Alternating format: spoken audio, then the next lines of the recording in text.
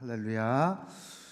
예배 드리시는 여러분의 모든 처소 또 모든 환경 상황 가운데 하나님의 크신 은총이 함께 하시길 바랍니다.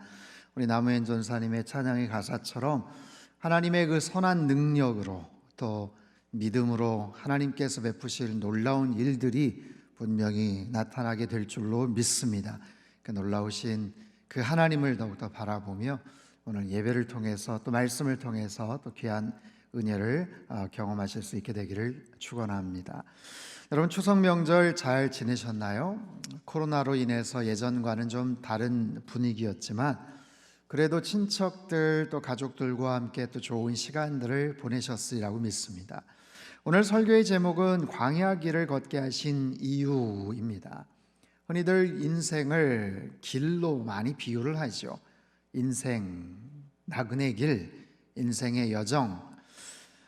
살아가면서 수없이 많은 다양한 길들을 우리들은 경험하게 됩니다. 특별히 이번 명절 기간 동안 혹시 장거리 운전을 하신 분들은 아마도 좋은 길, 편한 여정의 중요성을 실감하셨을 것 같아요. 오늘 본문 신명기 말씀은 40년 광야 생활의 끝자락에 있던 이스라엘 백성들을 향한 모세의 설교 내용으로 구성이 되어 있습니다. 왜 지난 40년간 그들이 광야 생활을 했고 그 길을 걸었는지에 대한 이유를 설명하죠. 또한 앞으로 들어갈 가나안 땅에서 그들이 어떻게 살아야 되는지에 대한 영적인 교훈들을 밝히고 있습니다. 우리가 아는 것처럼 모세는 가나안 땅에 들어가지를 못했죠. 그럼에도 이스라엘 백성들이 그 땅에 들어가서 정말 잘 살기를 정말 누구보다도 간절히 그렇게 기대하고 소망하고 있어요. 어떻게 하면 그들이 잘 살 수 있을까? 어떻게 하면 그 땅에 가서 형통하게 잘 정착하며 살아갈 수 있을까? 마지막 유언처럼 그 말씀들을 남기고 있죠. 오늘 보면 1절 말씀인데요. 우리 같이 한번 읽어보겠습니다. 시작. 내가 오늘 명하는 모든 명령을 너희는 지켜 행하라. 그리하면 너희가 살고 번성하고 여호와께서 너희의 조상들에게 맹세하신 땅에 들어가서 그것을 차지하리라. 내가 오늘 명하는, 이것은 분명히 모세의 말이에요. 그러나 모세를 통해서 주시는 하나님의 말씀이죠. 하나님께서는 날마다 매일 우리에게 말씀을 주십니다. 그리고 그것을 지켜 행하라 라고 명하세요. 그렇게 될 때 네 가지 동사를 이야기를 해요. 살다, 번성하다, 들어가다, 차지하다, 소유하다 라는 거죠. 이 네 가지의 동사, 하나님께서 약속하신 이 네 가지를 통해서 그들이 어떻게 가나안 땅에 들어가서 잘 살 수 있는지를 가르쳐주고 계세요. 하나님이 주신 말씀, 하나님이 주신 그 계명, 그 명령을 잘 지켜서 행하라. 그러면 너희들이 그곳에 가서 잘 살 수 있다, 잘 살 수 있는 비결이 여기에 있다 라고 말씀을 하시는 거예요.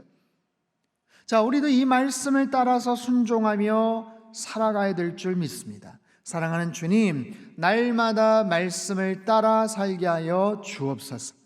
하나님의 말씀 진리를 따라 살게 하여 주시옵소서. 나의 지식이 아니라, 내 생각이 아니라, 내 고집을 따라서 살아가는 것이 아니라 하나님의 말씀 따라 살아가는 인생 되게 하여 주옵소서. 우리는 코로나19로 인해서 광야 같은 시간들을 지금 보내고 있어요. 많은 고민들, 질문, 성찰들이 있습니다. 왜 이런 일이 벌어진 것일까? 언제가 돼야 끝이 날까? 우리는 그 답을 알 수가 없죠. 하지만 오늘 말씀을 통해서 비슷한 답을 얻을 수는 있어요. 40년간 광야 생활을 했던 이스라엘 백성들의 모습을 통해서 그들이 왜 그렇게 오랜 시간 동안 힘든 광야 생활을 했을까? 그 속에서 만난 하나님은 어떤 분일까 하는 질문들을 해볼 수가 있죠. 그에 대한 답을 통해서 오늘 이 시대를 슬기롭게 대처하고 적용해가는 지혜가 생길 수가 있죠. 광야 길을 걷게 하신 이유, 하나님에게는 어떤 목적이 있었을까? 그리고 이 본문을 통해서, 이 사건을 통해서 볼 수 있는 하나님은 어떤 분이신가? 하나님, 그 하나님은 어떤 분이신가? 첫 번째, 낮추시는 하나님을 볼 수가 있어요. 낮추시는 하나님. 2절 말씀 같이 읽겠습니다. 시작. 내 하나님 여호와께서 이 40년 동안에 내게 광야 길을 걷게 하신 것을 기억하라. 이는 너를 낮추시며 너를 시험하사 네 마음이 어떠한지 그 명령을 지키는지 지키지 않는지 알려 하심이라. 그들이 40년간 광야 길을 걷게 되었던 아주 분명한 이유를 밝히고 계시죠. 그들을 테스트하셔서 하나님 말씀 따라 살아가는지 아닌지, 하나님 명령에 순종하는지 아닌지 그것을 알기 위함이다 라고 말씀을 하시지만, 가장 중요한 강조점은 뭐예요? 너를 낮추사, 너를 낮추사. 그들을 낮추시기 위해서, 그 백성을 낮추시려고, 낮추시다, 안노테카라는 히브리어인데, 이것은 낮추다, 천하게 하다, 괴롭히다, 이런 뜻을 갖고 있어요. 괴롭히다. 하나님께서 그들을 낮추시다, 그들을 괴롭히다. 왜요? 왜 그러셨어요? 왜 그들을 낮추시고 천하게 하고 괴롭히셨을까요? 아니, 그들의 마음이 높아졌었나요? 생각해 보십시오. 그들은 400년 동안 애굽에서 종살이를 했던 사람들이에요.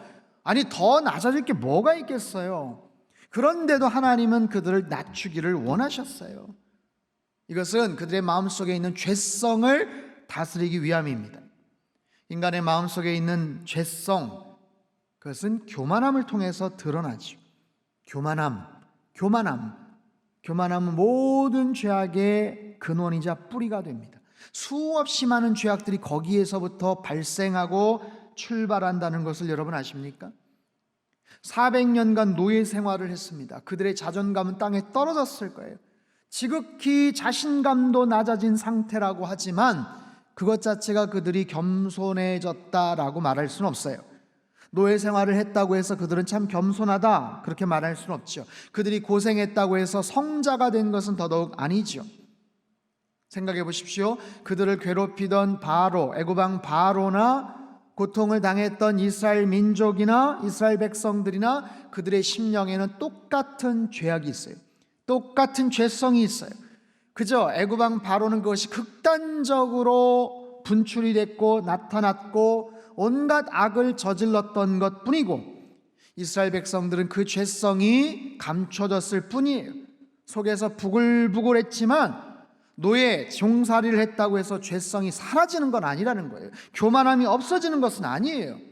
가난하다고, 힘이 없다고 겸손해지거나 착해지는 것도 더더욱 아니지요.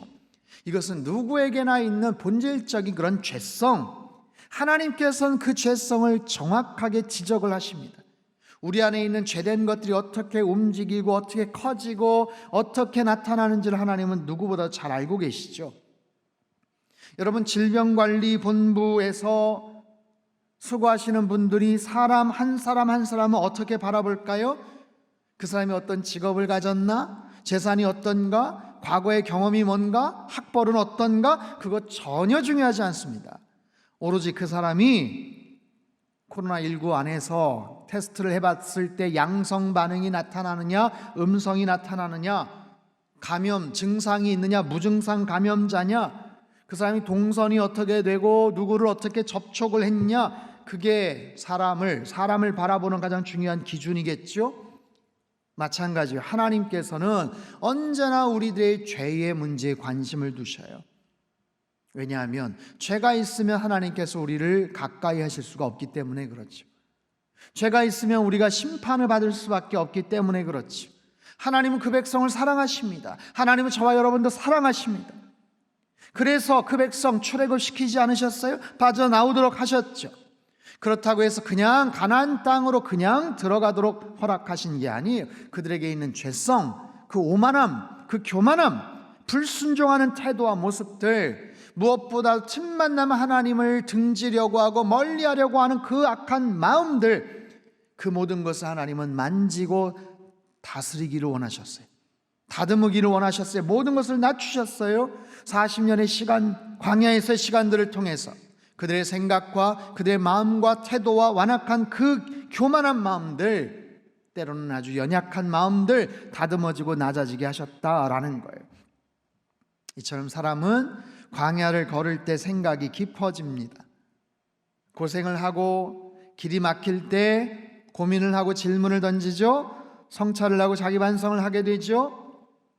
하나님은 낮추시는 하나님, 그들을 낮추시기를 원하셨던 하나님, 우리를 낮추시기를 원하시는 하나님, 높아진 마음을 꺾기를 원하시는 하나님, 얼마만큼이요? 우리가 그 교만함을 버리고 하나님만을 전적으로 의지할 때까지. 사랑하는 성도 여러분, 우리 안에 혹시 더 낮아져야 될 것들이 있는지를 한번 생각해 보십시오. 우리 안에 꺾여야 될 지독한 교만함이 있는지 한번 생각해 보십시오. 이 코로나 상황을 통해서 하나님, 우리가 더 낮아지기를 원하셔요. 그래서 하나님만을 더 의지하는 그런 사람이 되기를 원하신다라는 거예요. 광야길을 걷게 하신 이유, 낮추시는 하나님을 경험하시고 우리 안에 높아졌던 것들이 주님 안에서 낮아지고 온전히 주님만을 의지하는 그런 저와 여러분의 삶이 되시기를 주님의 이름으로 축원합니다. 자, 본문에서 볼 수 있는 하나님, 두 번째, 공급하시는 하나님, 3절과 4절 말씀 같이 한번 읽겠습니다. 시작. 너를 낮추시며 너를 줄이게 하시며 또 너도 알지 못하며 내 조상들도 알지 못하던 만나를 내게 먹이신 것은 사람이 떡으로만 사는 것이 아니요 여호와의 입에서 나오는 모든 말씀으로 사는 줄을 내가 알게 하려 하심이니라. 이 40년 동안에 내 의복이 헤어지지 아니하였고 내 발이 부르트지 아니하였느니라. 아멘. 여러분, 광야길을 걸어야만 알 수 있는 게 있어요. 그게 뭘까요? 아, 사람은 떡으로만 사는 것이 아니구나 하는 거예요. 사람은 돈으로만 사는 것이 아니구나. 사람은 이 세상의 가치 기준을 가지고만 사는 것이 아니구나. 하나님의 말씀을 가지고 사는 것이구나. 이것을 광야 생활을 통해서 배우게 되더라라는 거예요. 사람이 떡으로만 사는 것이 아니요 하나님의 입에서 나오는 말씀으로 산다. 여러분, 이 유명한 말씀, 예수님께 사단에게 공격, 유혹을 받을 때 하셨던 말씀 아니에요? 생각해 보시자고요. 광야에서 가장 필요한 것은 물입니다. 그리고 음식이죠. 그런데 하나님께서 그 광야 생활을 하는 이스라엘 백성들을 40년간 지키시고 보호하셨어요. 그리고 사람은 떡으로만 사는 것이 아니고 하나님의 입에서 나오는 말씀으로 산다라는 것을 그들에게 가르쳐 주셨죠. 여러분, 이것은 사람이 떡 없이 하나님 말씀만 가지고 살 수 있다, 그런 뜻 아니에요. 반대로 떡을 가지고 살아가는 것, 그것이 가장 중요하다, 그것도 아니죠. 하나님은 우리가 어떻게 살아야 되는지를 잘 아십니다. 가장 중요한 것이 무엇인지를 놓치지 말라는 거예요. 광야에서 물과 양식이 중요합니다. 귀합니다. 생존을 위해서는 어쩔 수가 없어요. 그래서 더더욱 거기에만 집중을 하게 되죠. 그냥 일반적인 생활 속에서는 이게 뒤죽박죽 섞여서 우선순위를 헷갈릴 때가 많습니다. 그러나 광야를 살다 보면 우선순위가 아주 분명해집니다. 가장 중요한 우선순위, 심리학자인 에이브람 메슬로우의 인간 욕구 5단계, 그 유명한 인간 욕구 5단계가 있죠. 인간의 욕구는 5단계로 나뉘어진다. 가장 기저에 중요한 근본에 있는 1단계가 생리적 욕구, 그 다음 단계가 안전의 욕구, 그것이 해결이 되면 애정과 소송의 욕구, 그리고 4단계는 존경의 욕구. 이 모든 것 가장 정점엔 5단계 자아실현의 욕구, 이것이 단계적으로 있다는 가장 중요한 기본적인 그런 욕구가 생리적인 욕구, 가장 기본적인 것을 채워야 하는 그런 상황, 광야. 자, 그 광야에서 이 생리적인 욕구, 물이나 빵이나 떡이 아닌 하나님의 말씀을 떠올린다는 것은 대단히 힘든 일이에요. 그럼에도 하나님께서는 이 상황 속에서 이것을 가르쳐 주셔요. 얘들아, 물과 떡이 중요하다는 것 알아. 하지만 그보다 더 중요한 게 있어. 너희들 알아야 돼. 그보다 더 중요한 게 있어. 그 물과 떡이 어디에서 왔는지 생각해 보라는 거예요. 조상들이 알지도 먹지도 못했던 만나를 통해서 하나님이 그들을 먹여주셨어요. 메추라기로 그들을 먹여주셨어요. 불기둥과 구름기둥으로 그들을 보호해 주셨어요. 여러분, 이것은 지금도 마찬가지죠. 아니, 코로나로 지금 이렇게 힘든데 무슨 하나님의 말씀이 필요하냐? 야, 돈이 최고지. 먹을 양식 먼저 챙겨. 이것은 언제나 동일한 사단의 유혹이고 세상의 논리입니다. 코로나로 어렵기 때문에 우리들은 자연스럽게 그런 생각을 합니다.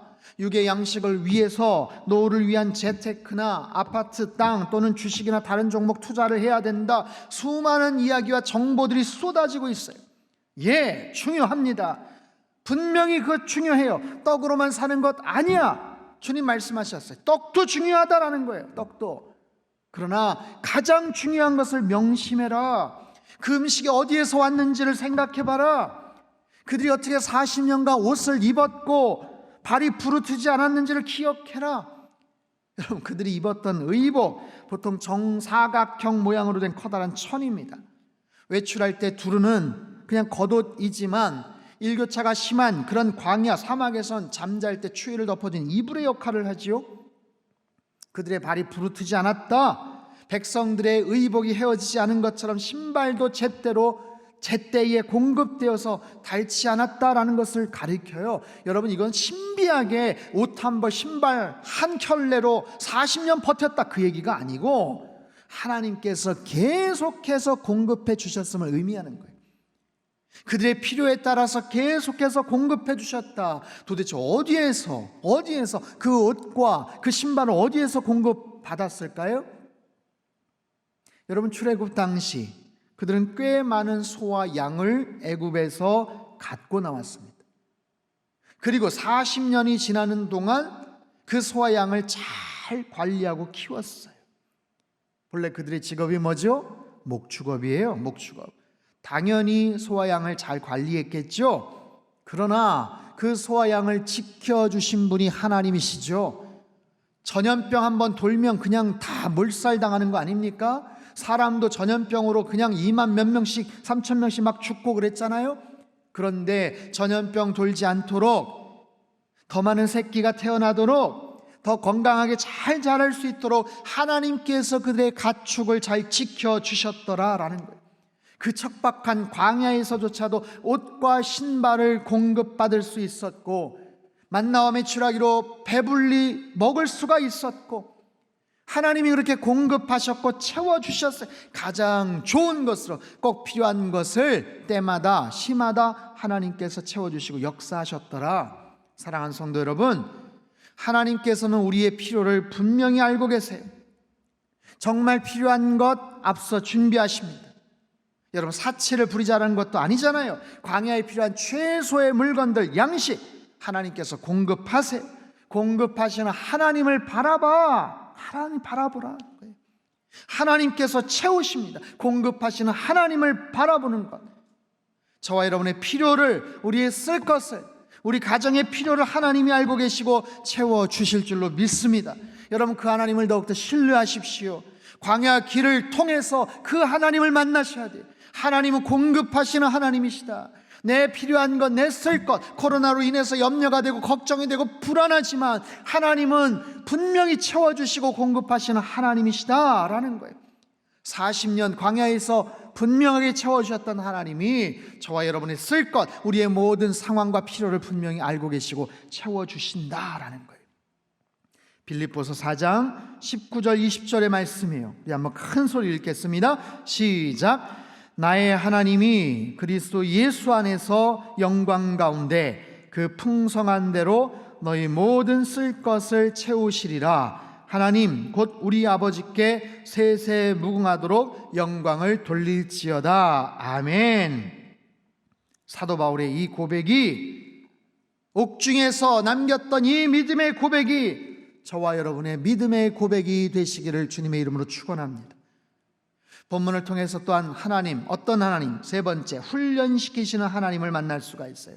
5절과 6절 말씀, 5절 6절 같이 한번 읽겠습니다. 시작. 너는 사람이 그 아들을 징계함같이 내 하나님 여호와께서 너를 징계하시는 줄 마음에 생각하고 내 하나님 여호와의 명령을 지켜 그의 길을 따라가며 그를 경외할지니라. 아멘. 자, 본문에 나타난 이 징계라는 단어 두 번 나오죠. 징계라는 단어, 야샤르라는 단어는 교훈하다, 견책하다라는 뜻을 갖고 있어요. 이것은 단순한 징벌이 아니에요. 단순한 어떤 처벌이 아니에요. 하나님을 경외하며 그 명령을 따라 순종할 수 있도록 지도하는 것, 훈련시키는 것. 마치 광야 40년간의 이 고난과 역경, 하나님께서 마치 어버이와 같은 심정으로 그들을 훈육하셨어요. 하나의 사랑의 매와 같은 거죠. 표준 세번역은 이렇게 번역을 해요. 5절, 너희는 사람이 자기 자녀를 훈련시키듯이 주 너희의 하나님도 너희를 훈련시킨다는 것을 마음속에 새겨 두어라. 하나님이 그들을 훈련시키셔요. 아비의 마음으로, 아버지의 마음으로, 자식이 잘 되기를 바라는 그런 마음으로 그들을 훈련시켜요. 그들이 잘 성장하도록, 더 성숙해지도록, 무엇보다 더 큰 마음을 갖도록. 과거에는 속이 그냥 이렇게 좁아가지고 자기만 생각하는 이기적인 사람이었지만 이제는 공동체를 생각할 줄 아는 보다도 좀 넉넉한 그릇의 소유자, 보다 더 큰 마음을 갖고 공동체를 생각하고 민족을 생각하는 그런 마음이 들도록 그들의 높아진 마음, 불평하는 마음, 비판적인 생각, 이기적인 행동, 수많은 마음과 태도, 행동, 자세, 포용하지 못하고 이해하지 못하고 용서하지 못하고 하나 되지 못했던 그들의 그 마음과 자세들을 하나님은 교정하기를 원하셨죠. 처벌이 아니에요. 형벌이 아니에요. 훈련이 훈련. 여러분, 훈련에는 목적이 있죠. 모든 훈련에는 목적이 있습니다. 그것이 체력, 정신력, 팀워크, 실제적인 전투 능력, 아니면 위기 탈출이나 생존 기술을 위한 훈련, 이것이 전쟁을 위함인지 테러 진압을 위한 목적인지 각자의 훈련마다의 목적들이 다 있게 마련이에요. 이스라엘 백성들, 하나님께서 그들을 훈련시킵니다. 여러분, 그들은 전직 노예 출신들, 일에 대한 의지도 열정도 없어요. 노예인데요, 자기 소유도 아닌데 뭐 하려고 열심히 일을 합니까? 아무런 의욕도 없는 그들, 공동체의식, 민족의식도 전혀 없던 그들, 그저 주인이 때리면 맞아야 하고 큰 소리를 치면 마지못해서 겨우 움직여야 되는 그런 노예 출신들. 그런데요, 그들이 40년간 지나면서 훈련을 받으면서 어떤 변화가 생겼을까요? 여러분, 그들은 변화되었어요. 놀라운 모습으로 변화됐어요. 공동체를 생각할 줄 알아요. 리더를 생각할 줄 알아요. 여호수아서 1장 16절에서 18절을 보면 이런 말씀이 나옵니다. 그들이 여호수아에게 대답하여 이르되 당신이 우리에게 명령하신 것은 우리가 다 행할 것이요 당신이 우리를 보내시는 곳에는 우리가 가리이다. 우리는 범사에 모세에게 순종한 것 같이 당신에게 순종하려니와 오직 당신의 하나님 여호와께서 모세와 함께 계시던 것 같이 당신과 함께 계시기를 원하나이다. 누구든지 당신의 명령을 거역하며 당신의 말씀을 순종하지 아니하는 자는 죽임을 당하리니 오직 강하고 담대하소서. 모세를 이은 새로운 지도자 여호수아에게 이렇게 맹세합니다. 다짐합니다. 명령하는 것 다 행할 겁니다. 뭐든지 시키기만 하세요. 보내는 곳 저희들이 어디든지 다 갈 겁니다. 순종하지 않는 자는 죽임을 당할 겁니다. 당신은 오직 강하고 담대하십시오. 여러분, 이들이 누구예요? 과거에 모세를 힘들게 했던 사람들, 돌을 들어서 치려고 했던 사람들, 반역했던 사람들, 지독하게도 자기 뜻과 고집대로 살던 사람들, 그랬던 그들이 변화되어서 멋진 고백을 하더라고요. 더 나아가서 공동체에 대한 생각, 하나님에 대한 마음을 그들이 품게 되었어요. 여호수아서 22장 19절 보면 우리말 성경으로 제가 한번 읽어보죠. 만약 너희 소유지가 깨끗하지 않다면 여호와의 성막이 있는 여호와께서 소유하신 땅으로 건너와 우리의 땅을 나눠 쓰자. 다만 우리 하나님 여호와의 제단 외에 다른 것을 스스로 쌓아 여호와를 거역하거나 우리를 거역하는 일은 없어야 한다. 이게 무슨 말이냐면, 여러분 본래 12지파 아닙니까? 12지파가 가나안 땅 요단강 다 건너간 것 아니에요. 건너가기 바로 직전에 루벤, 갓, 므낫세 반 지파는 남았어요. 건너가야 되는 남았다고요. 목초지 좋은 데를 보니까 모세에게 부탁을 했죠. 우리에게 소와 양이 많은데 이곳에 그냥 우리가 먼저 좀 정착하면 안 되겠습니까? 사실 굉장히 위험한 그런 제안, 질문이었어요. 근데 모세가 허락을 하죠. 그래, 그럼 너희들 요단강 동편에 그냥 너희가 머물러. 대신 남자들은 다 같이 따라가서 함께 정복 전쟁에 임해야 된다. 너희들 그 약속을 지킬 수 있지? 그래서 그들이 선봉에 서서 열심히 전투를 벌입니다. 그리고 정복 전쟁 다 마치고 나서 미션을 임무 다 완수하고 나서 이제 다시 강을 건너가는 거예요. 자기 가족들, 아이들이 있는 강을 건너가려고 할 때 그들에게 남겼던 말이에요. 뭐냐면, 야, 우리 이거 정복전쟁 다 마쳤는데 너희들 그쪽 이제 건너가려고 하잖아. 근데 야, 우리 헤어지는 거 별론데? 너희들 그곳에 가서 거기 생각보다 별거 아니면 다시 건너와. 그냥 여기 건너와서 같이 살자. 땅 나눴으면 되잖아. 더군다나 그쪽엔 성막도 없고 그냥 우리 땅 나눠줄 테니 같이 쓰자. 부족해도 좁더라도 우리 같이 살면 어떻겠냐? 여러분, 대단히 놀라운 얘기입니다. 지독하게도 이기적이던 그들 아니에요? 할 수 있는 더 넓은 땅 차지하고 싶은 그런 욕심이 생기지 않았겠어요? 그런데도 불구하고 야, 그냥 여기 건너와서 같이 그냥 좁더라도 나눠서 쓰자. 서로를 위하고 있어요. 공동체를 생각하고 있어요. 그리고 하나님의 성막 외에 너희들 그곳에 다른 것, 엉뚱한 거 세우면 큰일 난다, 안 된다, 이런 얘기를 해요. 변화됐어요. 훈련을 제대로 받고 그들은 변화가 되었어요. 하나님의 의도대로 40년간 길을 걷게 하신 그 목적대로 그들은 변화가 되었고 그리고 성숙하고 성장했더라라는 거예요. 그렇게 훈련된 그들이 앞으로 어떻게 살아간다? 어떤 길을 걸어간다? 아까 읽었던 6절 말씀인데 다시 한번 읽어보죠. 시작. 내 하나님 여호와의 명령을 지켜 그의 길을 따라가며 그를 경외할지니라. 아멘. 그의 길이란 하나님의 길이죠. 또는 그가 보여주시는 길, 그가 앞으로 보여주시는 길, 그런 뜻이에요. 앞으로 수많은 길들이 있겠지만 너희들이 많은 길들을 선택하겠지만 하나님이 보여주시는 그 길들을 선택해서 가라라는 거예요. 사랑하는 성도 여러분, 2020년 벌써 10월이죠. 지금까지 참 힘든 길을 걸어왔어요. 광야 길, 굳이 비유하자면 광야와 같은 길 참 힘들게 걸어왔어요. 하지만 잘 생각해 보세요. 그 이전에도 쉽지는 않았어요. 우리가 막연하게 예전에 대한 향수가 있었지만 한번 생각해 보세요. 1년 전, 2년 전, 코로나 이전 여러분 우리가 꽃길만 걸었던 거 아니에요. 언제나 인생은 광야 길입니다.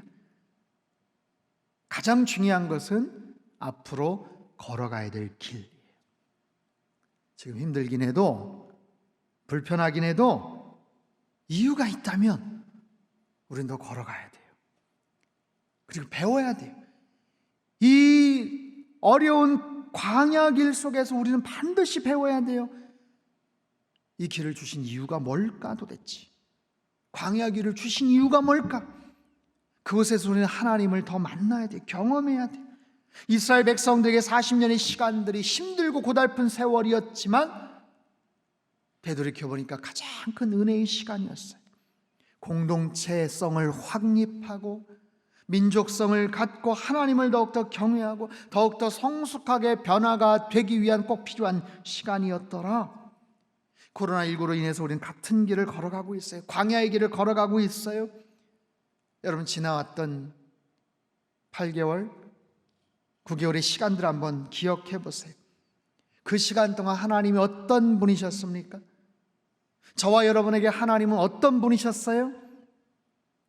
나를 낮추시고 정확하게 인도하셨던 하나님, 참 힘들고 어려웠지만 여러 가지 경로를 통해서 우리의 쓸 것을 채워주시고 공급해 주셨던 하나님, 그리고 나를 훈련시키셨던 하나님, 부족하고 연약한 부분들을 깨우치시고 높아졌던 마음을 낮추시고 훈련시키셨던 하나님, 그 하나님을 기억하면서 앞으로의 길들을 걸어가는 거예요. 어떤 길? 하나님이 원하시는 길들, 하나님께서 기뻐하시는 길들, 말씀에 순종하고 하나님을 경외하며 살아가는 그런 길들.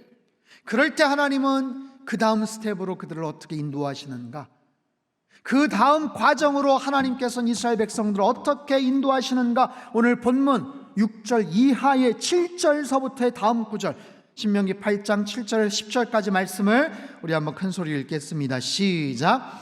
내 하나님 여호와께서 너를 아름다운 땅에 이르게 하시나니 그곳은 골짜기든지 산지든지 시내와 분천과 샘이 흐르고 밀과 보리의 소산지요 포도와 무화과와 석류와 감람나무와 꿀의 소산지라. 네가 먹을 것에 모자람이 없고 네게 아무 부족함이 없는 땅이며 그 땅의 돌은 철이요 산에서는 동을 캘 것이라. 네가 먹어서 배부르고 내 하나님 여호와께서 옥토를 내게 주셨으므로 말미암아 그를 찬송하리라. 아멘. 아멘. 사랑하는 성도 여러분, 언젠가 광야 길이 반드시 끝날 날이 올 줄 믿습니다. 그 길을 우리는 믿음을 가지고 나아가는 거예요. 믿음을 가지고 여기까지 왔지요? 그 믿음 계속 지탱하면서 나아가는 거예요. 그리고 하나님이 인도하시는 그 길들을 걸어가는 거예요. 그러다 보면 우리 한층 더 성장이 있을 거예요. 한층 더 성숙한 모습이 되어 있을 거예요. 그리고 가장 좋은 영적인 가나안 땅으로 들어가게 될 거예요.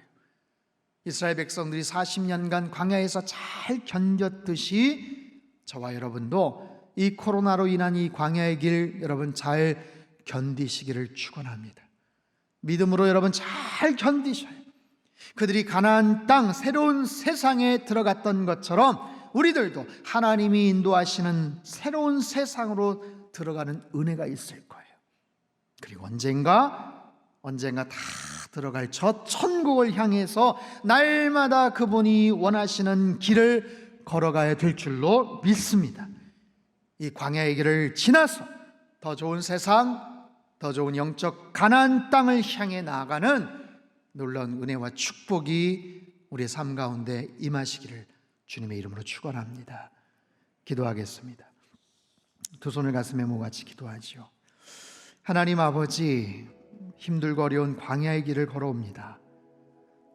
생각하지도 못했고 상상하지도 못했던 지난 8개월의 시간들, 하나님 아버지, 우리가 앞으로 언제까지 이 광야의 길을 걸어가야 될지 모르지만 지나온 그 시간 속에서 하나님께서 행하셨던 많은 것들이 있습니다.